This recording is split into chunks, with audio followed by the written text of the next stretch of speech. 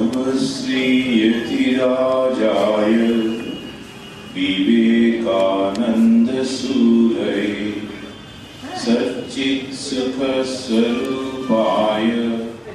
स्वामिने भावहारिणे।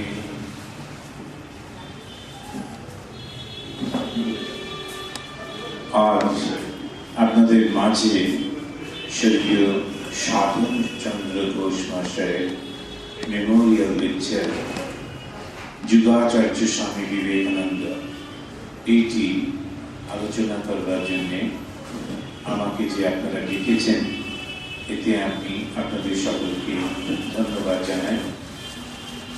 নতুন একটি বছর শুরু হচ্ছে, যদিও যদি খুব জাতীয়তার দিক দিয়ে দেখা যায় এটা আমাদের বছর নয়, কিন্তু আন্তর্জাতিক দৃষ্টিভঙ্গিতে এখন এই সবটা পাল্টে গেছে, তাই এটাই এখন বছর সকলের কাছে। তো এই নতুন বছর সুন্দর হোক, সেটি আপনাদের সকলের কাছে আমি শুভেচ্ছা জানাই সকলকে। আমরা বলি হ্যাপি নিউ ইয়ার, আবার ঠাকুরের ভক্তরা বলে শুভ কল্পতরু। 1 জানুয়ারির দিনে পরস্পরকে তারা গ্রিটিংস করে শুভ কল্পতরু বলে। আমি শুনছিলাম ঈশ্বর সাধনচন্দ্র ঘোষ মহাশয় অত্যন্ত ব্রাইট স্টুডেন্ট হওয়া সত্ত্বেও তিনি পড়াশোনা করতে পারেননি আর্থিক সমস্যার জন্য, কিন্তু এখন তার সুযোগ্য সন্তানরা তারা তার নামে একটি টাকা দিয়ে তাদের পিতার স্মৃতিটাকে রক্ষা করছেন। এটি কম কথা নয়। একটা পরিস্থিতি মানুষের জীবনে এলো, কিন্তু সেই পরিস্থিতিটাতেই শেষ হয়ে যাওয়া, হারিয়ে যাওয়া তা না করে তিনি সেই পরিস্থিতিটার মধ্যে দিয়ে এগিয়ে গিয়ে এমন একটা জায়গায় পৌঁছে দিয়েছেন তার পুরো বংশকে, যেটি অত্যন্ত গর্বের। আমি ওদেরকেও, ওনার সন্তান এবং তাদের সন্তান সকলকে ঠাকুরের স্বামীজি কৃপা বর্ষিত হোক এই প্রার্থনা করি। আজকের যে আলোচনার বিষয় যুগাচার্য স্বামী বিবেকানন্দ, যদি আমরা খুব ক্রিটিক্যালি দেখি তাহলে দেখব যে 3টে শব্দ এর মধ্যে আসছে। একটা হলো যুগ, একটা আচার্য এবং বিবেকানন্দ। যুগ, যুগের আচার্য বা শিক্ষক এবং বিবেকানন্দ। তো যুগ কি? যুগটা হলো আধুনিক যুগ। এখন আমরা একবিংশ শতাব্দীতে আছি, কিন্তু বিংশ শতাব্দীতে বিবেকানন্দ তিনি এলেন। এই বিংশ শতাব্দীর লক্ষণটা কি? প্রথম লক্ষণ হলো অবিশ্বাস। এবং অবিশ্বাস শুধু নয়, আমাদের বিভিন্ন পরিস্থিতিতে ভারতবর্ষের ক্ষেত্রে যখন আমরা দেখি তখন আমাদের অবিশ্বাস করি। কেন করি? কেননা কাকে বিশ্বাস করব? আমরা তার আগে 700 বছর ইসলামিক শাসনের মধ্যে, তারপরে ব্রিটিশ শাসন এসেছে, 17 থেকে 18 থেকে 19 চলছে। এখন আমরা কেউ কাউকে বিশ্বাস করতে পারছি না। আমাদের মধ্যে, ভারতবর্ষের মধ্যে যা ছিল তাতেও দেখা যাচ্ছে ওই ব্রিটিশদের কাছ থেকে একটা পদক পাওয়ার জন্য আমাদেরই লোক, আমাদেরই সমাজের লোকেদের বিরুদ্ধে কাজ করছে। এখন এইরকম পরিস্থিতিতে বিশ্বাস করা সম্ভব আমাদের পক্ষে ছিল না। কিন্তু যুগ মানে তো শুধু ভারতবর্ষ নয়। এখন যুগের কথা বলা হচ্ছে তখন পুরো মানুষের সমাজের কথা বলা হচ্ছে। এখন এই মানুষের সমাজেই দেখা যাচ্ছে একটা অবিশ্বাস এসে গেছে। খ্রিস্টান সমাজে তারা সমস্তটা একেবারে জন্ম থেকে মৃত্যু পর্যন্ত ধর্ম দিয়ে বাঁধা, তথাপি অবিশ্বাস এসে গেছে। কেন না? কেননা যেটা তাদের দেখার কথা ছিল তারা দেখতে পাচ্ছে না, দেখতে পাচ্ছিল না। সেজন্য যদি আমরা লক্ষ্য করি তখন দেখবো একটা অবিশ্বাস এসে গেছে, এবং তার সঙ্গে সঙ্গে মানুষের বিচার বোধটা বেড়ে গেছে। তুমি বললে আর আমরা মানলাম, ওখানে জুজু আছে বললে কেউ মানছে না। জুজুটা কি চলো দেখে আসি। এখন এই যে অবিশ্বাসের সঙ্গে বিচার এসেছে, জানবার একটা ইচ্ছা এসেছে, এটাও কিন্তু যুগের বৈশিষ্ট্য। আর এর সঙ্গে যেটি আর একটা যুগের বৈশিষ্ট্য যেটি আসছে, একই লাইনে বলা যেতে পারে, সেটা হচ্ছে আমি না জেনে, না বুঝে, না দেখে মানব না। এই যে প্রত্যক্ষ জ্ঞানের একটা ইচ্ছা, আগে কেউ বলেছেন আর আমরা মেনে নিয়েছি, এখন কিন্তু সেটি হচ্ছে না। এগুলো হচ্ছে যুগের চরিত্র। যুগের মধ্যে যত মানুষ আছে তাদের চরিত্র, তাদের বৈশিষ্ট্য, তাদের মানসিক ভাবনা, তাদের চিন্তা এইগুলিতে, এবং সমস্তটা হওয়ার পরই কেবলমাত্র গ্রহণ, তার আগে না। আমরা যদি বিবেকানন্দের মধ্যে দেখি, ঠিক এইগুলি কি পাই না? প্রথমেই তিনি বিভিন্ন মানুষের কাছে যাচ্ছেন এবং দেখছেন সে যা মুখে বলছে সেটা কাজে করছে না, অবিশ্বাস এসে যাচ্ছে। বলছেন ধর্মগুরু, কিন্তু না। বলছেন শিক্ষক, কিন্তু না। এই সমস্ত ক্ষেত্রে ওই ছোটবেলা থেকে তিনি দেখছেন, আর ঠিক যুগের মানুষদের মতো তার মনের মধ্যেও এই চিন্তাটি। তাই তিনি বিচার করছেন এই কথাগুলি। আমরা এক একটা উদাহরণ দেওয়ার চেষ্টা করতে পারি। পরবর্তীকালে যেমন স্বামী বিবেকানন্দকে তার মা বলেছিলেন ছোটবেলায় যে মহাবীর কোথায় থাকেন, হনুমানজি কোথায় থাকেন? হনুমানজি কলা বাগানে থাকেন। এখন এই বারবার এই প্রশ্ন করছে ছেলে, তো তাকে এড়াবার জন্যে যেমন বলে কলা বাগানে থাকেন, আর যেই বললেন সারা রাত কলা বাগানে গিয়ে বসে থাকলো। আপনাকে একটা প্রশ্ন করা হলো, প্রশ্নের আপনি উত্তর দিলেন, সেইটি বিচার করছে সত্যি কিনা। কেন? আমি প্রত্যক্ষ দেখবো মহাবীর কলা বাগানে আছে কিনা, তারপরে গ্রহণ করব। সকালবেলায় বললেন কই, সারা রাত বসে থাকলো, মহাবীর তো এলেন না। ওই মহাপুর লজ্জা পেয়ে যাচ্ছে। এটা যুগের একটা অদ্ভুত ধরনের বৈশিষ্ট্য। আগের দিনে বলেছেন বিশ্বাস করো, এখন কিন্তু তা হচ্ছে না। এই যে যুগাচার্য আসছেন, তিনি তো যুগেরই লোক, তাই যুগের এই বৈশিষ্ট্যটা তার মধ্যে থাকছে, কিন্তু ভালো দিক দিয়ে। কেমন আমরা পরে পরে দেখব। প্রত্যক্ষ জ্ঞান না হলে সহ্য নিচ্ছেন না তিনি। তাই শ্রীরামকৃষ্ণের কাছে যখন পরবর্তীকালে যাচ্ছেন, শ্রীরামকৃষ্ণ যে কথাগুলো বলছেন, প্রত্যেকটি কথাকে তিনি বিচার করে, তারপরে প্রত্যক্ষ করে, তারপরে মানছেন, নইলে মানতে পারছেন না। একটা ক্লাসিক্যাল উদাহরণ হিসেবে আমরা বলতে পারি, যখন ঠাকুর মৃত্যু শয্যায়, প্রচন্ড কষ্ট, সেই সময়ও তিনি বলছেন, তার আগে কতদিন ঠাকুরের সঙ্গে যোগাযোগ, তারপরেও তিনি বলছেন এখন এই অবস্থায় এই লোকটি যদি বলতে পারে ইনি ঈশ্বর, তবে মানব। এই যে আমরা দেখছি ওই প্রত্যক্ষ, ঠাকুর যখন তাকে প্রত্যক্ষ করিয়ে দিলেন, তখন থেকে তিনি মানতে লাগলেন। তা আমাদের বর্তমান যুগ, এই যে আধুনিক যুগ, এই যুগে আমরা বাস করছি, এই যুগের প্রথম বৈশিষ্ট্য হলো অবিশ্বাস করা। বললেই মানছি না, পড়লেই মানছি না। আমরা প্রথমে সেটাকে বিচার করব, দেখব, তারপরে প্রত্যক্ষ জ্ঞান অনুভব করব, তারপরে গ্রহণ করব। সেকেন্ড যেটা দেখছি, জীবন যাত্রা, জীবন মানের অসাধারণ উন্নতি। আপনারা যদি কল্পনা করি, আমরা সেই দিল্লি থেকে আকবর বাদশাহ তিনি বাংলায় আসছেন, ওই ওই করে হাতির পিঠে চড়ে সেই দিল্লি থেকে বেরিয়েছেন, ধাপ দৌড় পিটছে, অনেক লোক আছে, সবই ঠিক আছে। আর আমরা এখানে গিয়ে প্লেনের টিকিট কাটলাম, টুক করে দিল্লি পৌঁছলাম, একদম পরিষ্কার পরিচ্ছন্ন, 2 ঘন্টা। আর আকবর বাদশাহ তিনি 7-8 মাস ধরে আসছেন গুরু গুরু করতে করতে, রাস্তাতে কত রকমের উৎপাত, কত কি ধুলো দূষরিত, কিন্তু তিনি বাদশাহ। এত বড় বাদশাহ হওয়া সত্ত্বেও তিনি ইচ্ছা করলেও আজকে একটা সাধারণ মানুষ যে জীবনযাত্রা, জীবন মানে বাস করে, সেটা তিনি পেতেন না। সামান্য একটু হাওয়া পাওয়ার জন্য তাকে নানান রকম করতে হতো। 4-5 জন লোক থাকতো, দিনরাত তারা পেছনে বসে দড়ি টানছে, একটু ফাঁকা হাওয়া হচ্ছে। যদিও তার গায়েতে প্রচুর সোনার গয়না, কোমরে তরোয়াল, নানান রকম সব ছিল, কিন্তু সাধারণ মান এত তাড়াতাড়ি আমাদের উন্নত হয়েছে, এইটা কিন্তু এই বর্তমান যুগের বৈশিষ্ট্য।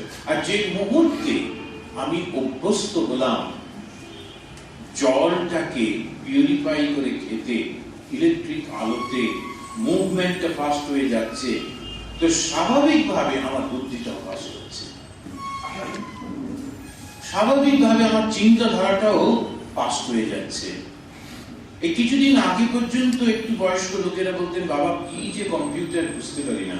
এখন তারা বাধ্য হয়ে কম্পিউটার শিখে নিচ্ছে। কেন? ইমেল পাঠাতে হচ্ছে ছেলে মেয়েকে, ছেলে মেয়ে ইমেল পাঠাচ্ছে, সেটাকে খুলে পড়তে হচ্ছে, চ্যাটিং করতে হচ্ছে, অন্তত ছেলে মেয়ের সঙ্গে। এরকম এখন ঘরে ঘরে হয়ে গেছে। এখন এই যে জিনিসটি, জীবনযাত্রার মান উন্নত হচ্ছে, জীবনযাত্রার মান উন্নত হওয়ার সঙ্গে সঙ্গে বুদ্ধিবৃত্তিটা বেড়ে যাচ্ছে। আর যেই বুদ্ধি বেড়ে গেল, অমনি যেই আপনি বললেন যে অমুক জায়গায় গিয়ে একটা সুতো বেঁধে দিলে তোমার ইচ্ছা পূরণ হবে, সহজে মানবে না। এখন এই যে জিনিসটি আমি একটু একটু করে কেন বলছি, কেননা এই আমাদের এই যুগটাকে যদি না জানি, তাহলে যুগাচার্যের বৈশিষ্ট্যটাকে বুঝতে পারবো না। এই যুগটা এত ফাস্ট হয়ে যাচ্ছে। আজকে সমস্ত টিভি চ্যানেল, একটা টিভিতে কয়েকশো চ্যানেল, এবং প্রত্যেকটি চ্যানেল ডিমান্ড করছে, বলছে যে আমরা তোমাকে বেস্ট জিনিসটা দিচ্ছি।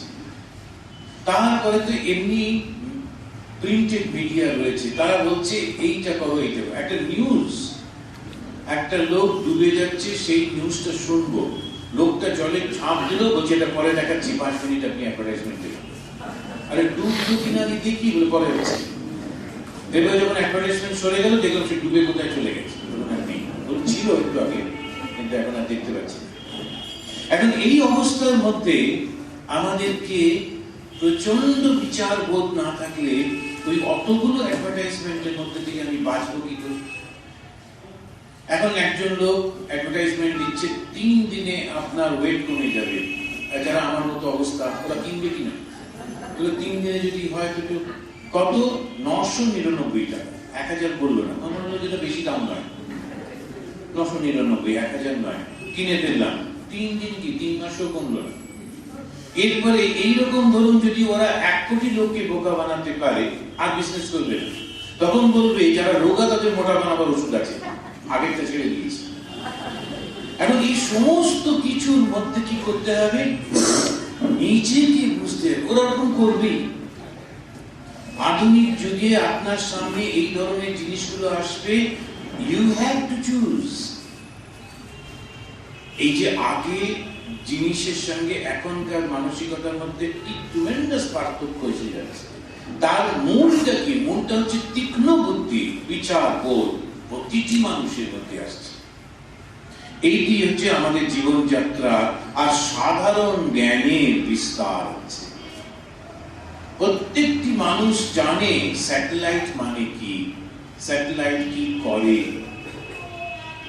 আগে আমরা ভাবতেই পারতাম না, কয়েক বছর আগে বুঝতে পারতাম না। এখন আপনি কথা বলে দেখুন, প্রায় সমস্ত লোক জানে। কি ব্যাপার, হঠাৎ টেলিফোনে কানেকশন আসছে না কেন? স্যাটেলাইট ফেলিওর হয়েছে, বুঝো। এখন এই যে সাধারণ জ্ঞানের এত বিস্তার হয়েছে, এই কিছুদিন আগে যে লোকগুলি ছিল, তাদের জীবন ধারণ, তাদের ধর্ম চিন্তার সঙ্গে এটা মিলবে?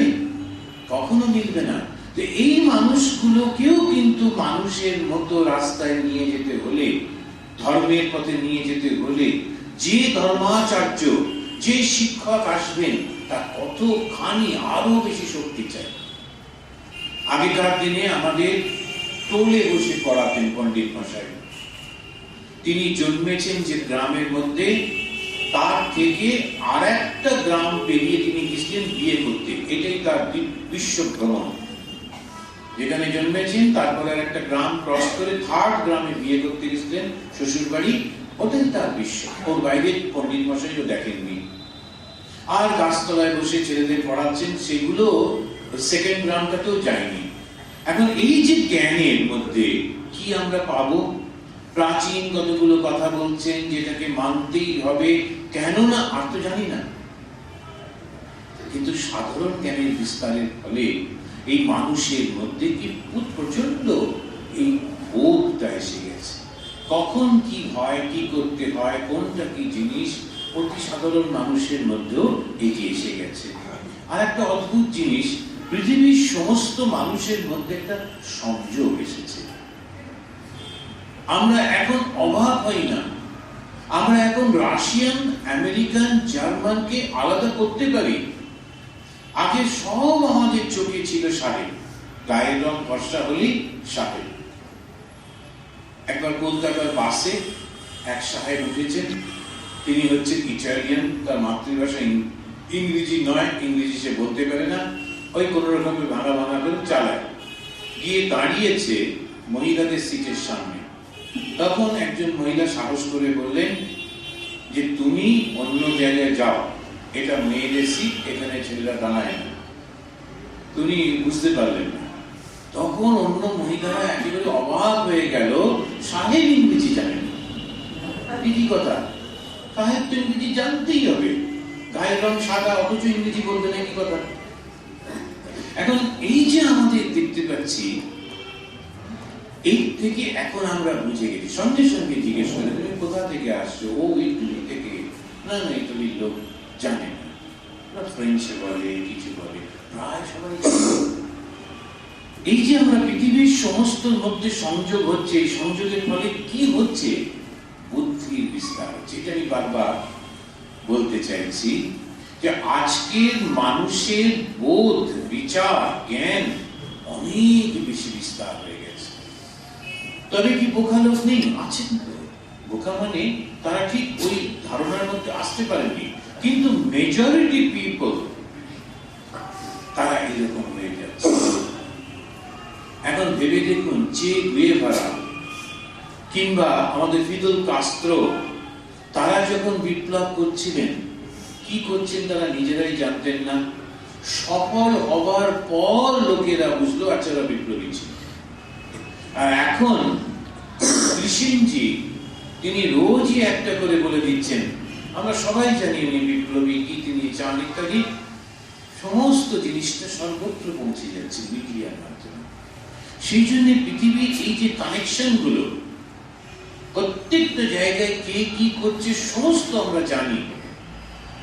জানার সঙ্গে সঙ্গে বিচার বুদ্ধি গুলো বেড়ে যাচ্ছে। এইবারে এসে বললাম যে তুমি ওইখানেতে ভগবান আছেন, প্রার্থনা করো, আর অমনি লোকটা সে মানবে? মানবে না। তারপরে তো আমরা দেখছি 5 নম্বর যদি আমরা দেখি, এই যুগের বৈশিষ্ট্যটা হচ্ছে বৌদ্ধিক উৎকর্ষতা আর মনের বিস্তার।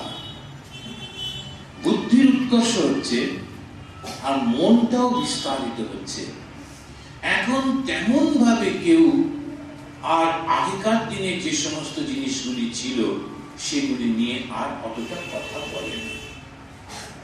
আগেকার দিনে 6 বছরের মেয়ে বিধবা হয়েছে, কাকে বিধবা বলে, কে ছিল তার স্বামী, তো সে লোকটি মরে যাওয়ার পর আমায় নিয়ে টানাটানি করছে কেন, বেচারি বুঝতেই পারছে না, ধরে নিয়ে গিয়ে মাথা কামিয়ে দিল, গঙ্গার ধারে বসিয়ে রেখে দিল, আতপ চাল ছাড়া খেতে দিচ্ছে না। ও যখন বুঝলো তখন ওর বয়স 40 হলো। এখন এরকম করা যাবে? কেউ করবে?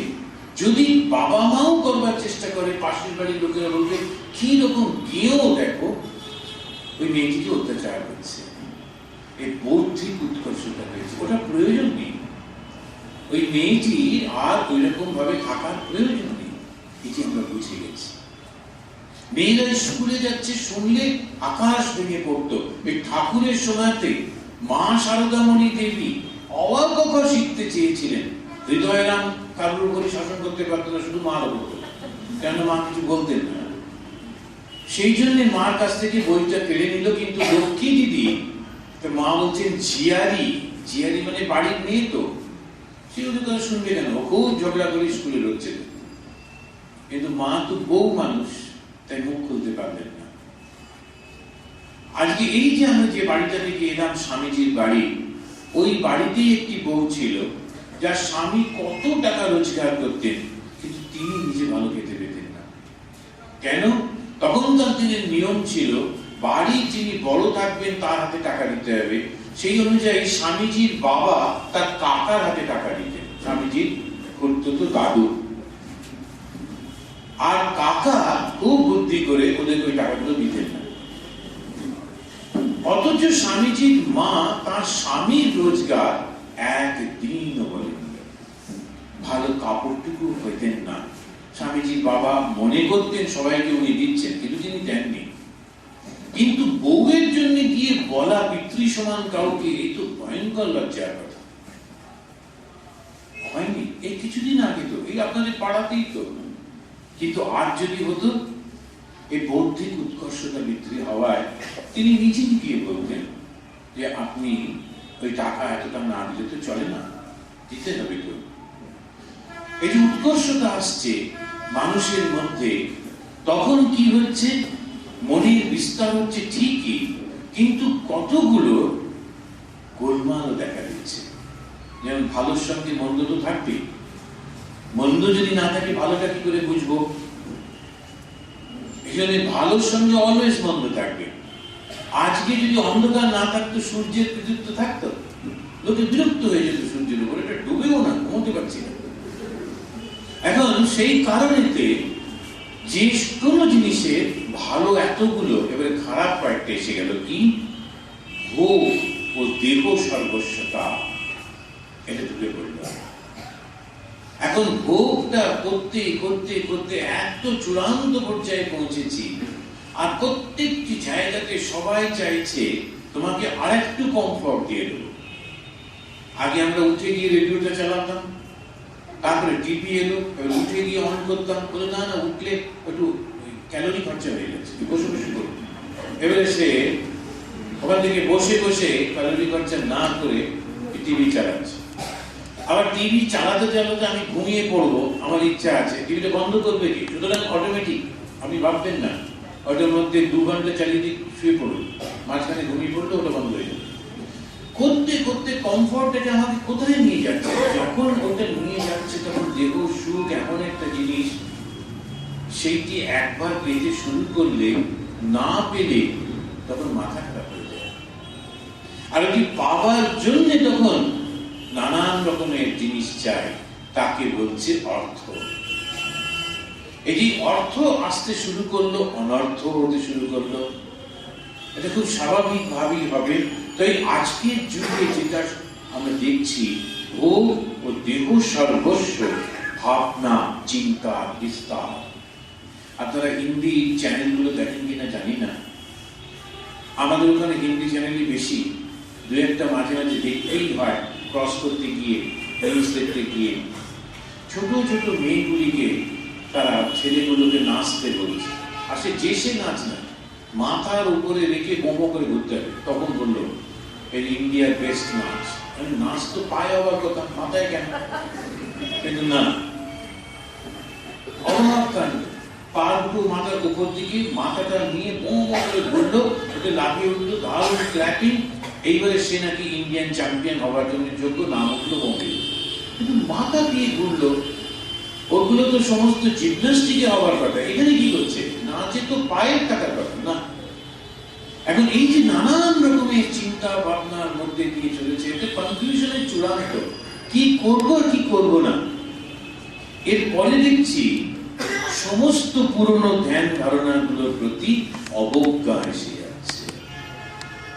এই যে পুরনো ধ্যান ধারণা যে সমস্তগুলি, যেমন মা শারদামণি দেবী বলছেন, লজ্জাই নারীর ভূষণ, লজ্জা নারীর ভূষণ। আজকাল যেটি আমরা দেখি, আমরা দেখছি ঠিক উল্টোটা। এবং সেটা কে করছে? আমাদেরই মেয়েকে, ছোট নাতনিকে আমরা এমন পোশাক পরে তাকে নিয়ে যাচ্ছি, তাতে দিদিমার বা বাবা মার লজ্জা না হলো আমাদের লজ্জা হচ্ছে। আমরা ভূষণটা রাখবার জন্য অন্যদিকে তাকাচ্ছি। এখন এইরকম অবস্থা দাঁড়িয়েছে কেন? কেননা ওই পুরাতন ধ্যান ধারণা আর এই সমস্ত অবজ্ঞা এসে যাচ্ছে।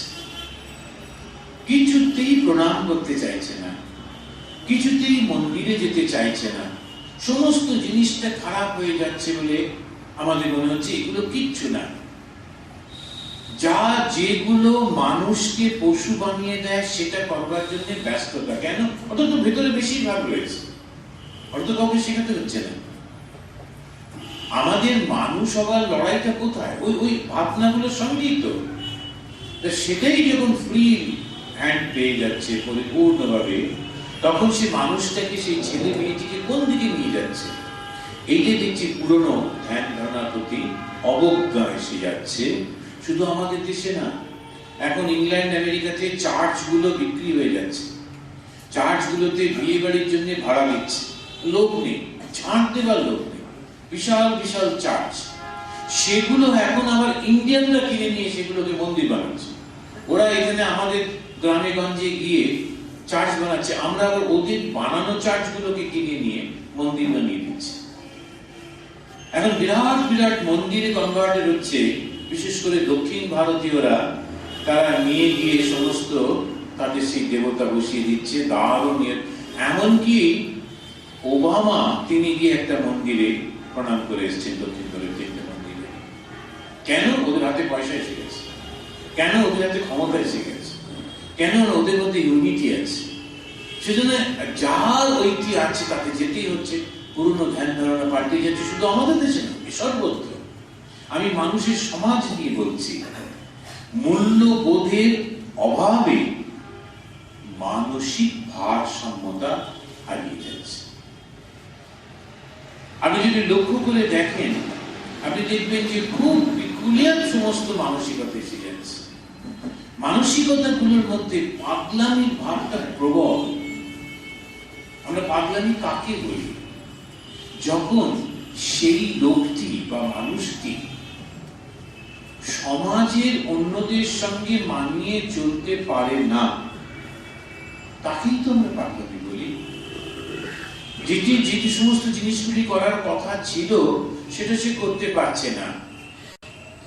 একটা জায়গায় আমরা সবাই মিলে খেতে বসেছি, তো স্বাভাবিক আমরা একটু অপেক্ষা করব, সবাই মিলে খাবো। একটা লোক ঝাঁপিয়ে পড়ে একটা নিয়ে নিল, নিয়ে সেটা কমপ্লিট করে খেয়ে নিল। তখন আমরা চুপ করে হয়তো থাকি, কিন্তু মনে মনে বলি, আরে পাগল কি? কেন? কেন ওটা তো আমরা করি না। না, এই যে ভাবটি দেখা যাচ্ছে, সামান্যর মধ্যে দিয়ে তার একেবারে ভীষণ রেগে যাচ্ছে, ইত্যাদি ইত্যাদি। তো এই হলো যুগ। এই যে বর্তমান যুগ যদি আমরা দেখি, আমরা এই 8টা ভেরি পিকুলিয়ার ক্যারেক্টারিস্টিক্স দেখছি। অবিশ্বাস, বিচার, প্রত্যক্ষ জ্ঞান আর গ্রহণ। একটা জীবনযাত্রা, জীবন মানের অসাধারণ উন্নতি, সাধারণ জ্ঞানের বিস্তার, পৃথিবীর সমস্ত মানুষের মধ্যে সংযোগ, বৌদ্ধিক উৎকর্ষতা ও মনের বিস্তার, ভোগ ও দেহ সর্বস্ব ভাবনা চিন্তা বিস্তার। পুরাতন ধ্যান ধারণার প্রতি অবজ্ঞা, মূল্যবোধের অভাবে মানসিক ভারসাম্যহীনতা। এই যে 8টা জিনিস আমরা দেখলাম, এখন যিনি আচার্য আসবেন এই মানুষগুলির জন্য, সেই আচার্যকে এই জিনিসগুলিকে ঠিক করতে হবে। তবেই তো তিনি আচার্য। আচার্য তিনি, যুগের আচার্য, শিক্ষক, মানুষকে শিক্ষা দেবেন। সে মানুষটা তো ওকে বিশ্বাসই করছে না প্রথমে। মানুষদের সমস্ত জীবনযাত্রা তো অন্যরকম। তাহলে কিরকম আচার্য চাই? তো আমাদের যে যুগাচার্য বিবেকানন্দ, স্বামী বিবেকানন্দ, যে আচার্যটা পরে আসছে, বিবেকানন্দকে দেখি। কেন আচার্য যিনি, তার কিরকম শক্তি দরকার যে এই মানুষগুলি যারা ওর ভাই না, বোন না, ছাত্র না, কিন্তু তাদেরকে তিনি পরিচালনা করছেন। মানতেই হবে, করতেই হবে, করো এটা। শুনবে কেন লোকে? আমি গিয়ে, আপনি গিয়ে বললে শুনবে? শুনবে না তো। বরং যেমন মাঝে মাঝে আমাদের সাধুদের খুব মজা মজা হয়। কালকে একজন সাধুর সঙ্গে আরেকজনের মতবিরোধ হয়েছে। একটা বিষয় নিয়ে। উনি বলছেন এইটাই, উনি বলছেন না। তখন বয়স্ক সাধুটি তিনি বলছেন তুমি আমার সঙ্গে কথা বলবেন। এখন জুনিয়র সাধু বললেন এটা কি? এটা আমার ফান্ডামেন্টাল রাইট কথা বলা। আপনি ফান্ডামেন্টাল রাইটে হাত দিতে পারেন, আমি তো আপনাকে বলেই যাব, তবে হ্যাঁ উত্তর না দেওয়াটাও আপনার ফান্ডামেন্টাল রাইট। সেও বলছে আমি শুনবো না। বলছে না, শুনবেন না শুনবেন ওটা, কিন্তু আমি বলবো, উনি বলে যাচ্ছে। আবার এখন এই যে আমাদের ফান্ডামেন্টাল রাইট যেগুলো আছে, আমাকে এসে বললেন দেখো কালকে থেকে তুমি এইরকম পোশাক করবে না, আর সঙ্গে সঙ্গে কোর্টে কেস করবে। আমার ফান্ডামেন্টাল রাইট, আমি কি পোশাক করবো না করবো তোমার কি? এখন এই যে জিনিসগুলি এসে দাঁড়াচ্ছে, এই কিরকম আচার্য হতে হবে যিনি এসে বলবে না লোকে মারবে। আচার্য কিরকম? ইনি হচ্ছেন জন্ম যাতে গ্রহণ করেন তার জন্য তার মা বছরের পর বছর ধরে শিব পুজো করছে। যে ঘরেতে শিব পুজো করতেন ওটা এখনো সামনেই রয়েছে। সেই কাশী বিশ্বনাথকে সামনে বসিয়ে তিনি রোজ পুজো করতেন, ঠাকুর তুমি এসো আমার সন্তান মেয়ে জন্মগ্রহণ করো। এখন কয়েকটি মেয়ে তার আছে, কন্যা তার আছে, পুত্র চাই। কেমন পুত্র? শিবের মতো। এখন এই প্রচন্ড একটা প্রার্থনার মধ্যে করছে। শুধু তাই না, এখানে করছেন আবার সঙ্গে সঙ্গে একটা আজকালকার ভাষাতে যেমন বলে একটা প্রেশার গ্রুপ সৃষ্টি করতে হয়। সেটা তার পিসিমাকে তিনি রেখেছেন, থাকতেন পিসিমা কাশিতে, ডাইরেক্ট কাশিতেও রোজ বেলপাতা এবং গঙ্গা জল দিয়ে বলা যে ওইখানে কলকাতায় যেতে হবে, কিন্তু ডাকছে। এখন এই যদি হলো শিবকে, আবার সঙ্গে সঙ্গে আর একটা অদ্ভুত কথা শুনলাম, মানা না মানা আপনাদের উপর, যেটা ভগবান শ্রীরামকৃষ্ণ বলছেন যে একদিন আমি দেখলাম মনটা শরীর থেকে বেরিয়ে 8 মাস এটা চলতে চলতে চলতে চলতে এমন একটা জায়গায় গিয়ে পৌঁছালো যেখানেতে কোনো শরীর নেই, রূপ নেই, অরূপের রাজত্বে চলে গেল। কেউ সেখানে নিজস্ব রূপ ধরে থাকতে পারে না। এই অরূপের রাজত্বের মধ্যে দেখলাম 7 জন মহাঋষি বসে আছে। এমন তাদের যোগ বিভূতি, এমন তাদের তপস্যা, অরূপের মধ্যে নিজস্ব ব্যক্তিত্ব বজায় রেখে বসে আছে। তাদের মধ্যে যিনি শ্রেষ্ঠ, তার কাছে গিয়ে সেই ভাব ঘন যে কি একটা ছোট্ট শিশু রূপ ধারণ করলো, গলা জড়িয়ে ধরে বলল আমি যাচ্ছি তুমিও এসো। এই সেই নরে সপ্ত ঋষির এক ঋষি, নররূপে নারায়ণ। এখন এই যে নারায়ণ যখন এলেন সেটা ঠাকুর জানেন। ওই যে সেই শিশুটি উনি নিজে ওকে ডেকে নিয়ে এসেছেন সেটা তিনি জানেন, কিন্তু তারপরেও বাঁচিয়ে নিচ্ছেন। আইডেন্টিটি কার্ড নেই, সুতরাং কে এসে গেল দেখিনি বলে স্বামীজিকে তিনি ওখানে বসিয়ে তার স্পর্শ দিয়ে তাকে তার স্বরূপের মধ্যে পাঠিয়ে দিয়ে প্রশ্ন করছেন তুমি কে, কোথা থেকে এসছো, কেন এসেছো, কি করতে এসেছো? স্বামীজি বলে যাচ্ছেন। এখন এইটি দেখা যায় এই সাধারণ নয়, এই সেই সপ্ত ঋষির এক ঋষি, এই সেই শিব স্বয়ং। ওই নারায়ণ তিনি আসছেন, নররূপে ধারণ করছেন। কি প্রচন্ড শক্তি! এজন্য যখন মাথাটা ফেটে গেল, অনেকটা রক্ত বেরিয়ে গেল পড়ে গিয়ে ছোটবেলায়, ঠাকুর বললেন ভাগ্যিস, তা নাহলে পৃথিবীটাকে তোল পার করে দিত। এই যে প্রচন্ড একটা শক্তি, সেই শক্তি নিয়ে তিনি এখানে এলেন। আসার পর ওই অবিশ্বাস দিয়ে তিনি শুরু করছেন, সমস্ত কিছুকে জানছেন, বর্তমান পৃথিবীর যাবতীয় জ্ঞান আহরণ করছেন। আমরা যদি কিছু না জানি আমরা কথা বলবো কি করে? সেই জন্য সমস্ত জিনিসটা মুহূর্তের মধ্যে তার করতলগত হচ্ছে, জেনে যাচ্ছেন। আর সঙ্গে সঙ্গে তিনি ঠাকুরের করতলে বসে প্রাচীন ভারতবর্ষ থেকে তিনি সেই প্রাচীন আদর্শটাকে গ্রহণ করেছেন। এইবারে দুটিকে মিলিয়ে তিনি বললেন, each soul is potentially divine. The goal is to manifest the divinity within. এখন শুধু যদি আধ্যাত্মিক আধুনিক জ্ঞান যদি হতো, এই কথাটা তিনি বলতে পারতেন না।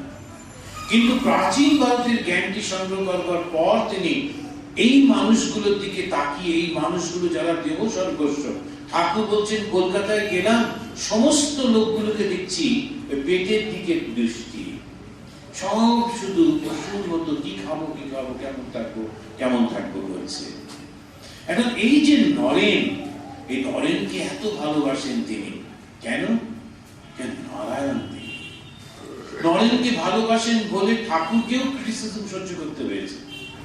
সমাজ এমন কাউকে ছাড়ে না, সেই জন্য তাঁরই কাছাকাছি লোক বললো বড় লোকের ছেলে সেইগুলোকে হাত করছে যাতে পরে ভালো ডোনেশন পায়। ঠাকুর অবাক বলি, বড় লোকের ছেলে বলে ভালোবাসি, কি জানি জিজ্ঞেস করে আসি।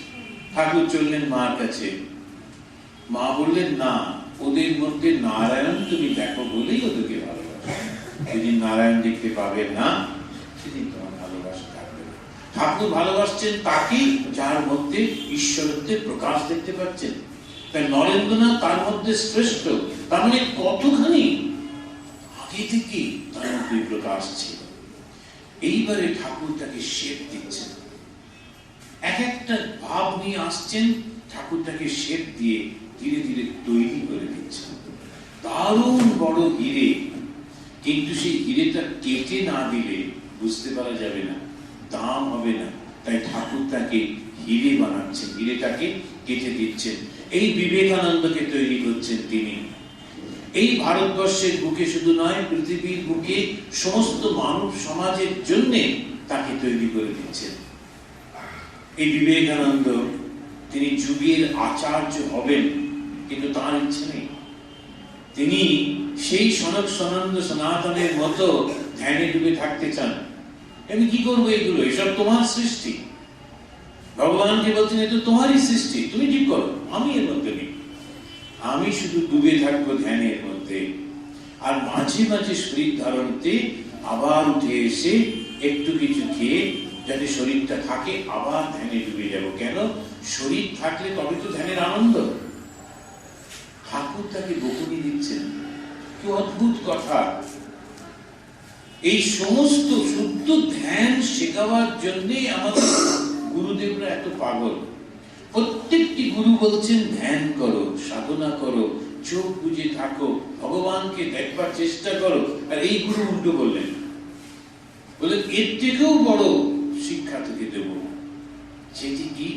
সর্বভূতে সেই প্রেমময়। চোখ বন্ধ করে ঈশ্বরকে দেখা যায়, চোখ খুলে দেখা যায় না। নরেন তৈরি হচ্ছেন, যুগের আচার্য তৈরি হচ্ছেন। আবার ঠাকুরই বলছেন, হিন্টস দিচ্ছেন, বলছেন ওর সঙ্গে তর্ক কর, ইংরেজিতে তর্ক কর। তো তর্ক শুরু হচ্ছে কি? অবতারের ওপর, অবতার আছেন কি নেই। প্রথমে আস্তে আস্তে শুরু হলো, তারপরে তুমুল একেবারে। আর ঠাকুর দারুণ আনন্দে আর সমস্ত স্নেহ দৃষ্টি দিয়ে নরেনের দিকে তাকিয়ে আছেন। পরে গর্ব করে বলছেন, পুরোটা বোঝেননি ইংরেজি, কিন্তু বলছেন কচকচ করে কেটে দিচ্ছে। এটা বুঝেছেন যে ও হেরে যাচ্ছে, ও ভান্দল করছে। আবার নরেনকে থ্যাংক ইউ বলে ধন্যবাদ দিচ্ছেন। এখন এই যে থ্যাংক ইউ উচ্চারণ করছেন, আজও বহু ব্রাহ্মণ আছেন উত্তর ভারতে যদি যান, কিছুতেই তারা ইংরেজি শব্দ ব্যবহার করবেন না। এবার লক্ষ্য করে দেখুন, এই যে আচার্য আসছেন, তিনি ওকে বলছেন ইংরেজিতে কথা বল। আবার আরেকটি ছেলে এসছেন পরবর্তীকালে, স্বামী অখণ্ডানন্দজি, তিনি নিরামিষ খান। তো ঠাকুর বলছেন যা কালী মন্দিরে যা, গিয়ে প্রসাদ খা। অখণ্ডানন্দজির মাথায় আকাশ ভেঙে পড়ল, কালী মন্দির মানেই তো মাংস। আর এদিকে উনি বললেন না খেয়ে থাকি কি করে, এটা উনি কি করলেন সব তো জানেন, তথাপি আচ্ছা যাকে যাক, কিছু দূর যাই, তারপর টুক করে লুকিয়ে পড়বো, খাবো না। তাহলে উনি বুঝতে পারবেন না। ও তো ভাবছে ঠাকুর তো ওনার মাস্টারমশাই, এবং খানিকক্ষণ যাবার পর যখন পেছন ফিরে দেখছেন ঠিক দাঁড়িয়ে আছে, দেখছে যাচ্ছে কিনা। আবার যাবার পথে কৃষ্ণ মন্দির, সেখানেও ভোগ হচ্ছে। তারপরে কালী মন্দির, কৃষ্ণ মন্দিরে ঢুকে না পড়ে একদম আঙুল তুলে দাঁড়িয়ে আছেন, কালী মন্দিরেই পাঠাচ্ছে। কিন্তু কালী মন্দিরে সেদিন নিরামিষ ভোগ ছিল। অখণ্ডানন্দজি গিয়ে দিলেন, আরে তো নিরামিষ ভোগ, যাক ঠিক আছে। এখন কৃষ্ণ থেকে কালী পর্যন্ত পৌঁছলেন, কিন্তু কালীর ভোগেতে একটু নিরামিষ, ঠিক। আসার পর ঠাকুর বললেন, খাবার পর একটা পান খাবি। উনি চমকে উঠলেন, পান খাওয়া এ তো বাবুরা করে, আমরা সাধু ব্রহ্মচারী, পান খাবো কেন? আবার বলছেন সঙ্গে সঙ্গে কলকাতায় যাবি, দেখবি ওখানে নরেন আছে, এত বড় বড় চোখ, রাস্তা দিয়ে চলে, গাড়ি বাড়ি সমস্ত কিছুকে নারায়ণময় দেখে, আর কচকচ করে পান খায়। আর লক্ষ্য করে দেখুন, পান খেলেই যে আধ্যাত্মিক জ্ঞান নষ্ট হয়ে যাবে তা না, যা পায় তাই খায়। খাবার সঙ্গে যে আধ্যাত্মিক জ্ঞানের কোনো সম্পর্ক নেই, সেটি কিরকম সুন্দর করে গুরু তৈরি করছেন। এমন করে তিনি নরেনের অ্যাডভার্টাইজমেন্ট করলেন। অখণ্ডানন্দজি গঙ্গাধর মহারাজ এসেই খুঁজে খুঁজে বার করলেন, করে দেখলেন, ওরে বাবা, কাছে এলে আর ফেরা যায় না, একেবারে চম্মুকের মতো, কাউকে পরোয়া করে না, সব সময় যেন একটা ঔদ্ধত্য ভাব, যেন ভয়ঙ্কর অহংকারী, কিন্তু অত ভালো মানুষ আর একটাও নেই। এই তৈরি হলো যুগাচার্য। যুগাচার্যের আরো বেশি বলতে গেলে তখন আচার্য ব্যাপারটাই হবে না। সেই জন্যে প্রথম দেখলাম যুগটা কিরকম, তারপরে দেখছি আচার্যকে স্বয়ং শিব। আর শিব তো কাউকে পরোয়া করে, শিবের কোনো বাছ বিচার নেই। শিব সমস্তটা নিতে পারেন, এমনকি বিষ পর্যন্ত নিতে পারেন। কেন? কেননা তিনি তো ধ্বংস করেন, ওকে কে ধ্বংস করবেন? ওকে ধ্বংস করার কেউ নেই। এই যে শিবের বিষ পান, এটা কিন্তু কোন সাপের বিষের মতো বিষ খেলে তা কিন্তু না, ওটা ভুল ধারণা আমাদের। আর আমরা ভীষণ একটু কাব্যিক বলতে ভালোবাসি, তো সমস্ত কথাগুলো একটু কাব্যিক ভাবে বলতে ভালোবাসি। সেজন্যে ওই সমস্ত সমুদ্র মন্থনের পরে অমৃত ওটার আগে বিষ উঠল, এখন সে বিষকে নেবে শিব দিলেন। এই বিষ মানে কিন্তু অহংকার।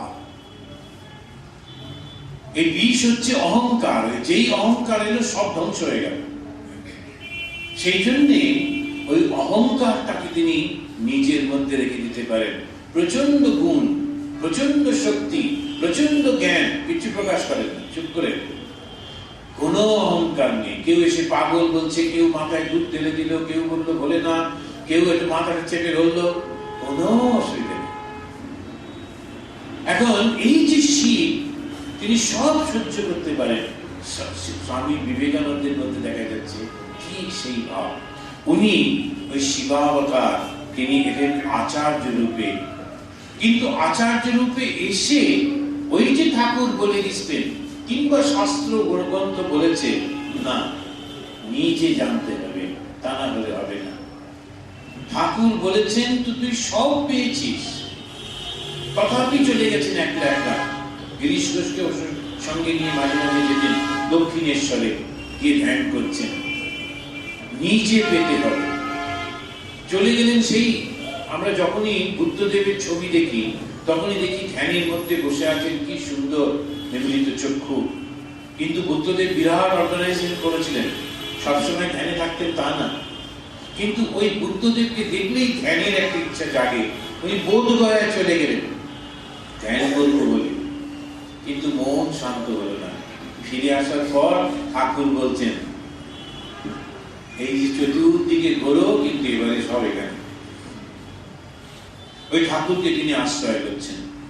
পরবর্তীকালে আবার তিনি গেছেন, যখন শুনলেন পহারি বাবার কথা, সেখানে গিয়ে পহারি বাবা যোগী, ততক্ষণে ওনার অনেক জ্ঞান লাভ হয়ে গিয়েছে।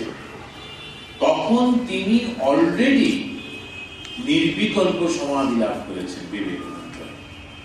কিন্তু তিনি গিয়ে পহারি বাবা নাকি যোগী, যোগ শিল্প বলে, কিন্তু পহারি বাবার কন্ডিশন হচ্ছে শিষ্য হতে হবে।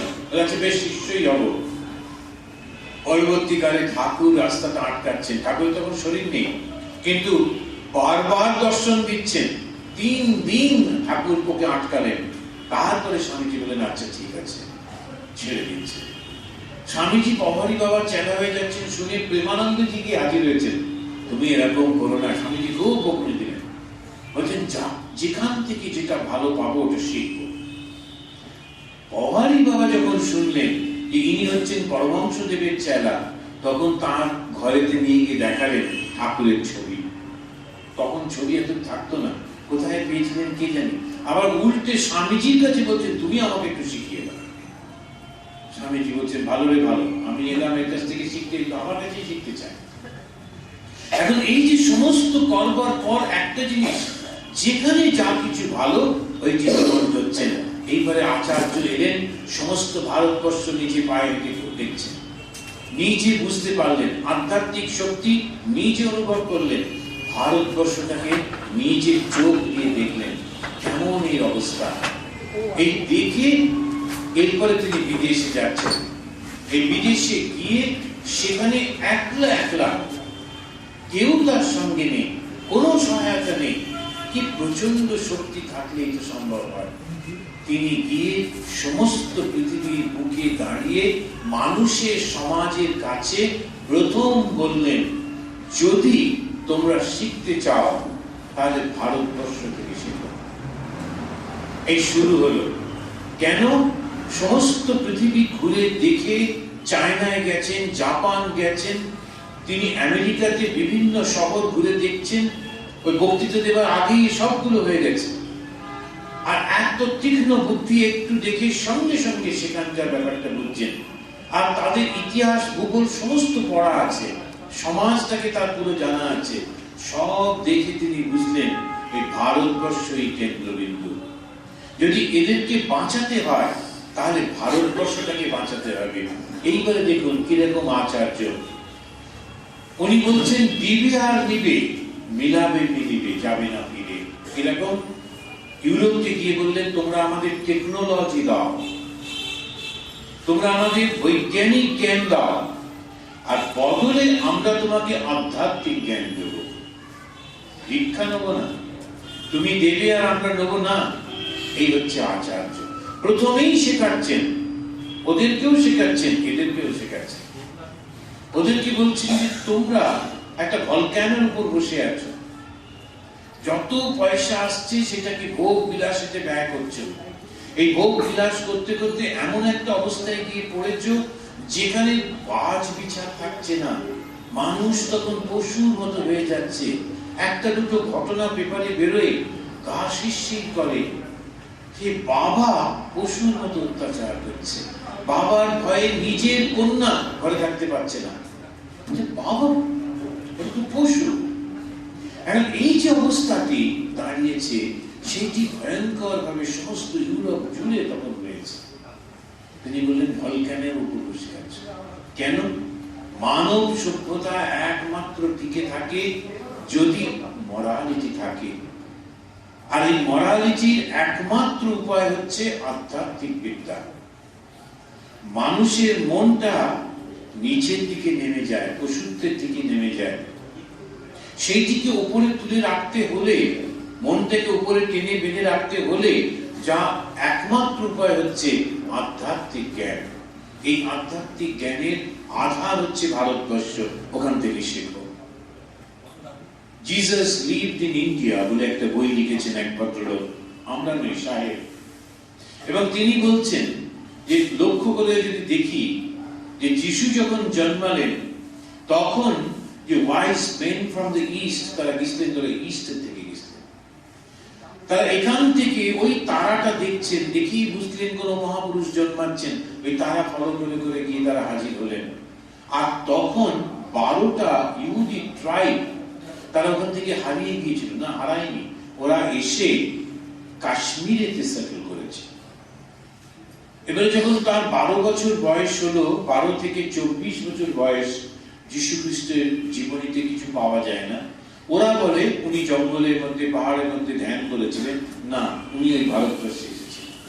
প্রমাণ করছেন ওই ইহুদিদের সঙ্গে ওনার যোগাযোগ ছিল। ভারতবর্ষে এসে তিনি কাশিতে গেছেন, ধ্যান শিখেছেন, যৌগিক ক্ষমতা নিয়েছেন, তারপরে ফিরে গেছেন। কেন তিনি জানতেন যৌগিক ক্ষমতা প্রয়োগ না করলে ওই মানুষগুলো যাদের মনগুলো অত নিচে, ওইসব কিচ্ছু বোঝে না, ফিলোসফি ওরা কিচ্ছু বুঝবে না, ওদের আকাশ থেকে আগুন এনে দিতে হবে, ওদের মরা মানুষকে বাঁচিয়ে দিতে হবে, ওদের মরা মানুষকে সুস্থ করে হাঁটিয়ে দিতে হবে, তবে ওরা মানে। আধ্যাত্মিক এই যে উন্নত জ্ঞান ওটা বুঝতে পারবে না। তাই যীশু খ্রিস্ট পরবর্তীকালে যখন তাকে ক্রুসিফাই করা হয়, তিনি তখন যৌগিক বিদ্যার মাধ্যমে তার প্রাণটাকে আটকে রেখেছিলেন। এক রাত্রির পরেই যখন তারা নামিয়ে দেয়, তাকে নিয়ে চলে আসে, তিনি তখন কিন্তু মরেননি, মরার মতো পড়েছিলেন। এইবারে তাকে নিয়ে আবার ওই কাশ্মীরে আসে, আবার ওই কাশ্মীরে তিনি সেটেল করেন, কেননা 12টা ট্রাইব ছিল। এটা আমরা দেখছি। তাই তিনি বললেন, যদি তোমরা আধ্যাত্মিক জ্ঞান শিখতে চাও তবে ভারতবর্ষ থেকে শেখো। আর এই ভারতবর্ষে কার থেকে শিখবে? সন্ন্যাসীর কাছ থেকে শিখবে। ত্যাগী ছাড়া কখনো সে ধর্ম কথা বলতে পারে না। কেন? ধর্মের প্রথম কথা হলো ত্যাগ। কি অদ্ভুত! এবার ঠাকুরের সেই উদাহরণটা দেখুন। তিনি বলছেন, একজন পণ্ডিত গিয়ে রাজাকে ভাগবত শোনাতো, আর বলতো, রাজা বুঝেছো, ভাগবত হচ্ছে ত্যাগের কথা, সমস্ত ত্যাগ করতে হবে। রাজা বলতো, পণ্ডিত তুমি আগে বুঝো। পণ্ডিতের খুব রাগ হতো, আরে আমি পণ্ডিত, এর কোনোদিন ভাগবত পড়েনি। আর রাজা বলে আমাকে এরকম। একবার তার মনে হলো, আরে সত্যি তো, এ তো ত্যাগের কথা রয়েছে, আর আমি যাচ্ছি তো পয়সা পাওয়ার জন্য। 1 ঘন্টা ভাগবত পড়ে আমি এই টাকাটা নেবো, ওর জন্যই তো যাচ্ছি। আবার ওকেই বলছি, বুঝেছো, আমি নিজেই তো বুঝিনি। ওই সেই দিন রাজা ওকে সম্মান দিলেন। তা আমরা ত্যাগের কথা বলতে হলে আগে তো ত্যাগ করতে হবে। তাই তিনি বললেন, এইবারে আমাদের মানুষগুলোকে তাকিয়ে বলছেন, এই ভারতবর্ষ যদি মরে যায়, তাহলে পৃথিবীতে সমস্ত যা কিছু শ্রেষ্ঠ মানসিক আধ্যাত্মিক উৎকর্ষতা সব নষ্ট হয়ে যাবে, কোথাও থাকবে না, কোথাও নেই। সেই কারণে এই ভারতবর্ষটাকে বাঁচিয়ে রাখতে হবে। তাই তার সমস্ত শক্তি প্রয়োগ করলেন এই ভারতবর্ষ। কিন্তু তিনি নিজেই বলছেন, তোমরা কি মনে করো আমি ভারতবাসী, শুধু ভারতবর্ষে জন্মেছি বলেই তোমাদের মনে করো আমি তোমাদের লোক? না, I belong to whole humanity. আমি সমস্ত এই মানব সমাজের জন্য, আমি শুধু তোমাদের জন্য নই। তথাপি তিনি এই ভারতবর্ষের জন্য সমস্ত শক্তি প্রয়োগ করছেন। চিঠির মাধ্যমে তিনি বলছেন কেমন করে গড়ে তুলতে হবে। তো অদ্ভুত অদ্ভুত যদি আমরা দেখি, ঠাকুরের জন্ম উৎসব পালনটাকে কেন্দ্র করে মানুষগুলোকে টানছেন, একত্রিত করছেন, আর বলছেন যে তোমরা এমন ভাবে, আমার কালকে ওখানে একটা বক্তৃতা ছিল কাশী গুরুদ্বার বাড়িতে, আমার ইচ্ছা ছিল বলা, 3 দিন ধরে এক দিনে 3 জন করে সাধু বক্তৃতা দিচ্ছেন। এই 9 জন বক্তৃতা দিলেন 3 দিনে। ওটা স্বামীজি আগে ঠিক করে দিয়ে গেছে। উনি বলছেন, খাওয়াটা একটু কমিয়ে দাও, কিন্তু পাঠ আর বক্তৃতার ব্যবস্থা করো, যাতে এই জিনিসগুলি তাদের মাথায় ঢোকে। আমাদের সর্বত্র যত যেখানে মন্দির আছে, সেখানে দেখবেন লঙ্গরখানা আছে, সেখানে দেখবেন সমস্ত সবসময় চলছে, কিন্তু ব্যাখ্যা নেই। হোম হচ্ছে, কত কি হচ্ছে, ওই হচ্ছে, কিন্তু শাস্ত্র ব্যাখ্যা খুব কম। শাস্ত্র ব্যাখ্যা শুরু হলো সাধারণ মানুষের জন্য, সাধারণ সন্ন্যাসীদের দ্বারা রামকৃষ্ণ মিশন থেকে। এই রামকৃষ্ণ মিশন থেকে তিনি তৈরি করছেন। উনি জানেন যে যদি এটাকে জাগাতে হয়, তাহলে মানুষের মধ্যে নেমে পড়তে হবে। কি করবে?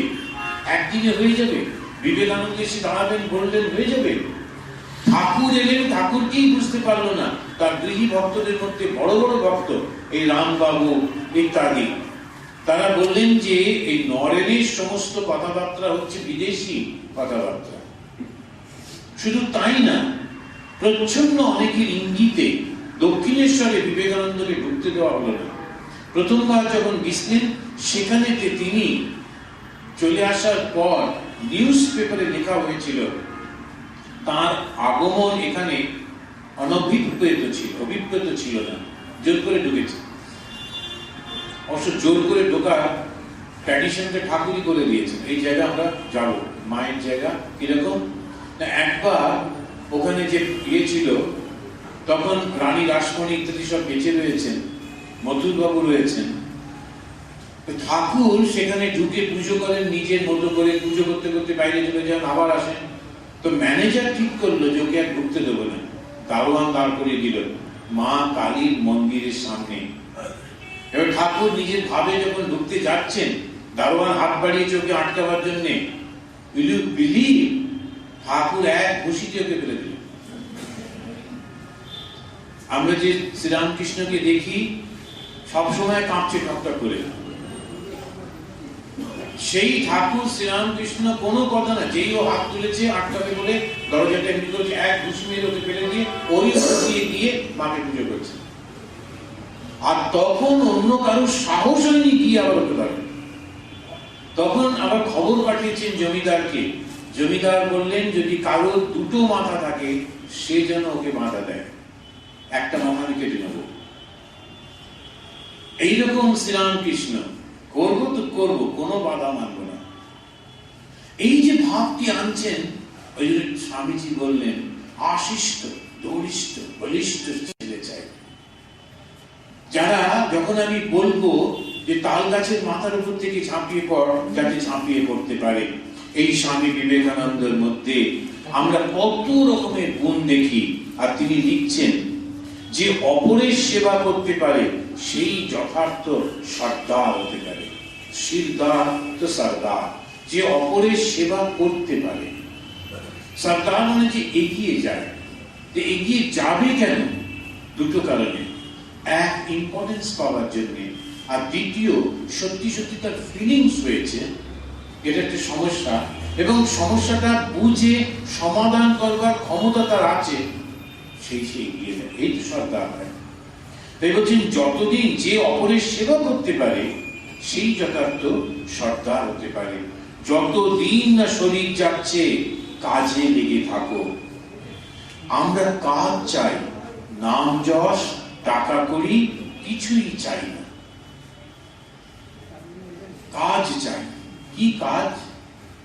স্বামীজির কাজ মানে কি? ঠাকুর স্বামীজির কাজ কি সেটা আমি একটা ছোট্ট আর্টিকেল একটা লিখে পাঠিয়েছিলাম, কখনো কখনো মাথায় আসে। সব সাধুরা বলেন আরে আগে ঠাকুর স্বামীজির কাজ করো, শরীর মন শুদ্ধ হোক, তবে তো ভগবান লাভ করবে। আমি 5 মিনিট এক্সট্রা নিচ্ছি, ভিডিও পারমিশন। আমাদের অবস্থা সেই দৌড়বীরের মতো, ছুটতে বললে 200 মিটার, তার আগে থামতে পারি না। তো এখন আমাদের এইখানে যে দেখছি তিনি বলছেন কাজ করো। স্বামীজি ঠাকুরের কাজটা কি? বস্তি উন্নয়ন, গিয়ে গরিবগুলোকে শিক্ষা দেওয়া? না না, এই সবগুলো কাজ না। কাজ একটাই, সেটা হচ্ছে মানুষের মধ্যে আত্মবিশ্বাস ফিরিয়ে দেওয়া। মানুষের মধ্যে আত্মবিশ্বাস ফিরিয়ে দিতে পারলেই জানবেন ঠাকুরের স্বামীজি আশীর্বাদ পেয়েছেন। জানবেন আপনার হাতে জপের মালা থাকুক না থাকুক, স্বামীজির আশীর্বাদ আপনার মাথায় এসে গেছে। কেন? স্বামীজি বলছেন যে আমার কাজ করবে। আমার কাজ মানে ওই বারবার বলছেন each soul is potentially divine, কিন্তু মানুষগুলো কেমন যেন চাপা পড়ে রয়েছে দীর্ঘদিন পরাধীনতার ফলে আর নানান রকম প্রচারের ফলে ওদের মনগুলো কিরকম হয়ে গেছে। ওইটা ছড়িয়ে আলো দিয়ে দাও, বাস, আর কিছু চাই না। কিন্তু আপনি যদি একটা লোককে সাহায্য করেই চলেছেন, ওটা স্বামীজির পছন্দ না, ওটা ঠাকুরেরও পছন্দ না। কিন্তু মানুষটাকে ওর পায়ে দাঁড় করিয়ে দিতে হবে। সেই জন্যে প্রথম বেছে নেওয়া হলো শিক্ষা। যে মুহূর্তে শিক্ষিত হলো, এও নিজে জানে আমার কি করা উচিত আর কি করা উচিত না। শিক্ষার মধ্যে কি রাখো? কারিগরি শিক্ষা, কারিগরি শিক্ষা আমাদের সমস্ত টেকনিক্যাল স্কুল এসে যাচ্ছে, বিভিন্ন জায়গাতে শেখানো হচ্ছে, কত রকম ভাবে ওদেরকে দাঁড় করিয়ে দেওয়ার চেষ্টা করা হচ্ছে। এবং এই শিক্ষা, কারিগরি শিক্ষা, হাসপাতাল, রিলিফ ওয়ার্ড, সমস্ত কিছুর মধ্যে দিয়ে, অনাথ আশ্রম, এই সব কিছুর মধ্যে দিয়ে একটাই কাজ করা হচ্ছে, ওদেরকে ওদের পায়ের উপর দাঁড় করিয়ে দেওয়া। অখণ্ডানন্দজি মহারাজ ঠাকুরের সন্তান, রোজ ঠাকুরের সঙ্গে ডাইরেক্ট কথা বলতাম, রোজই। তিনি ওই ওখানকার মুসলিম ছেলে মেয়েগুলোকে নিয়ে কি কষ্টটাই করলেন, একেবারে জীবন্ত নারায়ণ দেখে করতেন, কিন্তু ওদের বদমাইশির শেষ নেই, ওদের বাবা মায়ের ডিমান্ডের শেষ নেই। অখণ্ডানন্দজি একদিন ঠাকুরকে বললেন, ঠাকুর আমি ওদের জন্য এত করছি, কিন্তু ওরা পাল্টাচ্ছে না তো, এখনো যেমন বদমাইশ ছিল তেমন আছে। ঠাকুর বললেন, না না, তুমি ওদের কত উপকার করছো, তুমি তোমার কাজ করে যাও, তা না হলে ওরা তো রাস্তায় পড়ে মরে যেত। কিন্তু ওই একদিন না একদিন ওই চেতনা আসবে, তুমি তোমার কাজ করে যাও। অর্থাৎ ওদেরকে শিক্ষা দাও, ওদের মানসিকতা উন্নত করবার চেষ্টা করো, কিন্তু কখনো হলো না বলে হতাশ হয়ে না। তাই স্বামীজির কাজ, ওই যুগাচার্য তিনি এসে কিছু শিষ্য তৈরি করছেন, তার ফলোয়ার তৈরি করছেন। তারা কিরকম, কখনো হতাশ হয় না, তারা কিরকম দৃঢ় বিশ্বাস যে এর একদিন হবেই হবে। অখণ্ডানন্দজিকে ঠাকুর বলেছিলেন, অখণ্ডানন্দজি কমপ্লেন করেছিলেন ঠাকুরের কাছে, এখন যিনি ইনচার্জ উনিও সেই একই কথা বলছেন। এত বছর পরে বলছেন, ওদের সমস্ত আশেপাশের গ্রামগুলোর লোকেরা আসে, এসে আমাকে বলে, আপনি এখানে বসে আছেন, কলকাতা, বোম্বে, দিল্লি যান, টাকা তুলুন, আমাদের জন্য নিয়ে আসুন, আমাদের যে টিম, বসে থাকলে কি করে হবে? বোঝো, অথচ আমাদের উৎসবে যদি ডাকি, কোনো কিছু করতে পারি, কিচ্ছুটা আসবে না। অথচ ওরা জানে এই আশ্রম থেকে এটা দেবে, করতে হবে ইত্যাদি। দুঃখ করে বলছিল, ওই তখন আবার এই কথাটি উঠলো, তুমি তোমার কাজ করতে থাকো। একদিন না, এক বছর না, 100 বছর পেরিয়ে যাচ্ছে, তথাপি আমরা ধৈর্য হারাচ্ছি না। কেন? নিশ্চয়ই আমরা এর ফল একদিন না একদিন হবে। কিন্তু ওর ফলটা ও পেল কি না পেল, আমি পাচ্ছি, আমার মন শুদ্ধ হয়ে যাচ্ছে। তাই এই যুগাচার্য বিবেকানন্দ কি বলছেন? Be and make. আমি না হই অন্যকে তৈরি করবার জন্য চললাম, ভুল হয়ে যাচ্ছে। আগে আমি করি, আমি হই, তারপরে তো করবো অন্যকে। জন্য ফার্স্ট হচ্ছে সাবজেক্টিভ, দেন অবজেক্টিভ। প্রথমে আমি নিজে হব, কি হব? বিশ্বাসী হব, ঈশ্বর আছেন, ঠাকুর, মা, স্বামীজি আছেন। তারপরে আমার ওদের যে ইচ্ছাগুলো, সেই ইচ্ছা অনুযায়ী যখন দ্বিতীয় একটি মানুষকে আমি সাহায্য করব, তখন তাদের কৃপা লাভ আমি করব। এই হলো ঠাকুর স্বামীজি, এই হলো আচার্যের শিক্ষা। আজকে চতুর্দিকে যদি আমরা তাকিয়ে দেখি, 100 বছরের মধ্যে কি প্রচন্ড পরিবর্তন আসছে। এমন কোন লোক নেই যে শ্রীরামকৃষ্ণ বিবেকানন্দের কথা বলতে পারে না। ঋষি অরবিন্দ বলছেন স্বামীজি বিবেকানন্দকে ইন্ট্রোডিউস করতে গিয়ে, ম্যান অ্যামং মেন। স্বামীজি কিরকম? Man among men. এই হচ্ছেন বিবেকানন্দ। যখন বুদ্ধদেব ভিক্ষা করতে যাচ্ছেন, সঙ্গে অনেক সমস্ত তার শিষ্যরা চলেছেন, তখন পাশে দাঁড়িয়ে আছেন তার স্ত্রী। তার ছেলেকে, ছেলে বলছেন, মা, এই সমস্ত সন্ন্যাসীদের মধ্যে আমার বাবা কোনজন? বললেন, যিনি সমস্ত সন্ন্যাসীদের থেকেও বড় সন্ন্যাসী, তিনি মানুষের মধ্যে সিংহের মতো সমান, উনি তোমার পিতা। ওর ছেলে একটুও ভুল করলো না, দৌড়ে গিয়ে বুদ্ধদেবের চরণ স্পর্শ। এমন একটা ডিস্টিংক্ট পার্সোনালিটি ছিল। তো বিবেকানন্দ যখন একটা হোটেলে গেছেন প্যারিসে, সেখানকার দারোয়ান ওকে একটা খুব বড় স্যালুট করে বলছেন, আপনি কোন দেশের মহারাজা? তখন উনি বলছেন, আমি কোনো মহারাজা নই, আমি একজন সন্ন্যাসী, আমার কোনো ঘর বাড়ি নেই, আমার কোনো জমি জমা নেই, আমি কোনো দেশের রাজা নই। তখন ও বলছে, আমি এখানে গত 25 বছর ধরে আছি, আমি কত রাজা মহারাজাকে দেখেছি, আপনি ভাবছেন একজন রাজাকে দেখে আমি চিনতে পারবো না? আপনি নিশ্চয়ই খুব বড় রাজা, আমি নিশ্চিত জানি। এমন একটা গেট ছিল, চলা ফেরা সবকিছু, এইরকম একটা মহাপুরুষ, একটা শক্তিশালী নেতা পেয়েছি, আচার্য পেয়েছি আমরা, তথাপি যদি মাথায় হাত দিয়ে বসে থাকি তাহলে হবে? তাই স্বামীজি ওই কথাটা বলে শেষ করি। স্বামীজি বলছেন, আমরা একটা নতুন যুগের সূচনা করে দিয়েছি, কিন্তু আরো উন্নতি দেখার অপেক্ষায় রইলাম। এই গতকাল এই কথাটি বলছিলাম স্বামীজির পরিচয়, আরো উন্নতি দেখার অপেক্ষায় রইলাম। এই অপেক্ষাটা কাদের দিকে তাকিয়ে? আমাদের দিকে তাকিয়ে। সেজন্য এই যুগাচার্য বিবেকানন্দ শুধু ওই রকম ভাবে পূজা পাবার জন্য বসে নেই, তিনি ওই মেয়েদের মধ্যে বিরাট কাজ করতে বলছেন। আগে মায়েদের কাজ, তারপরে আমাদের। এই মায়েদের কেন? তো মা যদি ভালো হয় তখন সমস্ত পরিবারটা ভালো হয়। এই মাকে ভালো করবার জন্য কি করতে হবে? তখন তিনি বলছেন, প্রথমেতে হোম সায়েন্সটা পড়তে হবে, তারপরে বাকিগুলো করো। কি অদ্ভুত কথা! মনে হয় যেন বাড়ির মায়েরা অত্যন্ত নেগলেক্টেড, কোনো কাজের না ইত্যাদি। ঠিক ভুল। সব থেকে বড় সম্মান আর সব থেকে বড় অ্যাট্রাকশন হচ্ছে ওই বাড়ির মা। কিন্তু বাইরের কাছে হয়তো তিনি নন। এক একটা পরিবারকে তিনি ধরে রেখেছেন, সৃষ্টি করেছেন, যাকে বলা হয় কিং মেকার, তৈরি করছেন তিনি। এখন এই যে মাগুলো হারিয়ে যাচ্ছে, সবাই ওই ক্যামেরার সামনে আসতে চাইছে, কি ভয়ঙ্কর পজিশনে আমরা চলে যাচ্ছি। সেই জন্যে আমাদের নতুন করে ভাবতে হবে। যখন যেখানে আমাদের মহিলা সংগঠন দেখি, ভারতবর্ষে একটা মহিলা সংগঠন আছে সারদা সংঘ বলে, তাদের একটা অল ইন্ডিয়া কনফারেন্স হলো, সেখানেও আমি বললাম আপনাদের একটাই শুধু এজেন্ডা হোক, সেটা হচ্ছে বাড়ি বাড়িতে ভালো মেয়ে মা তৈরি করা, আর কিছু করতে হবে না।